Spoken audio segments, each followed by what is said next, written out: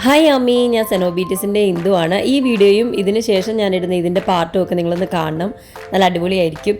അപ്പോൾ നമ്മളെല്ലാവരും കുറച്ച് ദിവസം കൊണ്ട് പല ആർമികളിൽ നിന്നും ഓൺലൈൻ വഴിയൊക്കെ ക്യാഷ് കളക്ട് ചെയ്തിട്ടുണ്ടായിരുന്നു. 2 ദിവസം കൊണ്ട് 7,865 രൂപ കിട്ടി. നമ്മൾ കുറച്ച് ക്യാഷ് കൂടി ഇട്ട് 8,000 ആക്കിയതങ്ങ്.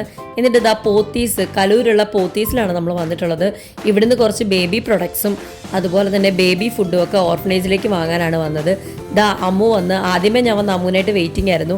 പിന്നെ ആനിവേഴ്സറി പ്രോഗ്രാമിന് വേണ്ടിയിട്ട് 1-2 കമ്മൽ, മാല അങ്ങനെ കുറച്ച് സാധനങ്ങൾ വാങ്ങാനായിട്ട് ഈ ലേഡീസ് സെക്ഷനിലേക്ക് വന്നേക്കുമായിരുന്നു. അപ്പോഴാണ് നമ്മുടെ BTSൻ്റെ കീ ചെയിനൊക്കെ കിട്ടുന്ന ഒരു കോർണർ അമ്മു കണ്ടുപിടിച്ചത്.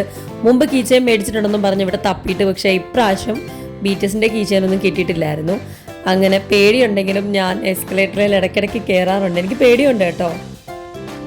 പിന്നെ നമ്മൾ ബേബീസിന് വേണ്ടിയിട്ട് noodles, baby food, Horlicks, Cerelac, Lactogen, അതുപോലെ തന്നെ കുറച്ച് ബിസ്ക്കറ്റ്സ്, പാമ്പേഴ്സ്, പിന്നെ ബേബി കെയർ ഐറ്റംസ് ആയിട്ടുള്ള ഹിമാലയയുടെ പൗഡർ, സോപ്പ്, ഓയില്, അങ്ങനെ ബേബി സെക്ഷനിൽ വന്നിട്ട് ഭയങ്കര ഹാപ്പി ആയിരുന്നു.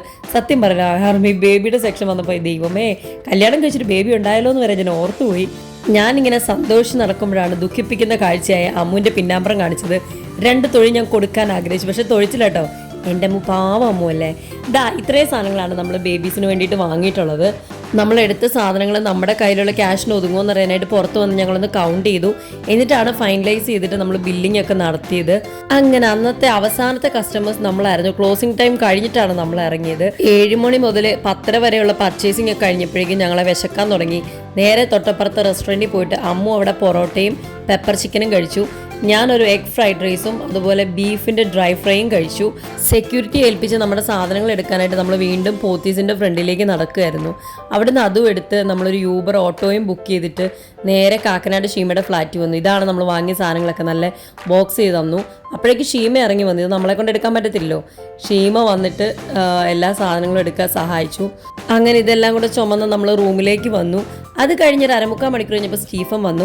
പിന്നെ സൂപ്പറായിരുന്നു. ഒരു രാത്രി മൊത്തം ഉറങ്ങാതിരുന്ന് വ്ളോഗിങ് ആയിരുന്നു. ഇതിൻ്റെ ഓപ്പണിങ്ങും അതുപോലെ തന്നെ റീപാക്കിങ്ങും എല്ലാം ആയിട്ട് ഞാനും ഷീമയും സ്റ്റീഫനും അമ്മും കൂടെ അടിച്ചു പൊളിക്കുകയായിരുന്നു. അതിൻ്റെ രസകരമായിട്ടുള്ള വീഡിയോ ഞാൻ നെക്സ്റ്റ് പാർട്ടായിട്ട് ഇടുന്നതായിരിക്കും. അപ്പോൾ വീഡിയോ ഇഷ്ടപ്പെട്ടാൽ ലൈക്ക് ചെയ്യുക. അടിപൊളിയായിട്ടുള്ള നെക്സ്റ്റ് പാർട്ടും അതുപോലെ ആർമിയുടെ ആനിവേഴ്സറി പ്രോഗ്രാമും ഒക്കെ കാണണമെന്നുണ്ടെങ്കിൽ ചാനൽ സബ്സ്ക്രൈബ് ചെയ്യുക. കൂടുതൽ ആർമിയിലേക്ക് ഷെയർ ചെയ്ത് കൊടുക്കുക. അത് ഞങ്ങൾക്കും നിങ്ങൾക്കും ഒക്കെ ഒരുപാട് ഹെൽപ്ഫുൾ ആയിരിക്കും. കാര്യം കൂടുതൽ ആർമീസ് ഇത്തരം പ്രവൃത്തിയിലൊക്കെ ഏർപ്പെടുന്നത് ഞങ്ങൾക്ക് ഭയങ്കര സന്തോഷമുള്ള കാര്യമാണ്. അത് BTS കൂടെ കാരണമാകുമ്പോഴേക്കും ഭയങ്കര ഹാപ്പി ആയിരിക്കും. അപ്പോൾ ആർമി ഇതിൻ്റെ നെക്സ്റ്റ് പാർട്ടുമായിട്ട് വരുന്നവരെ ബൈ, സരാങ്കിയോ.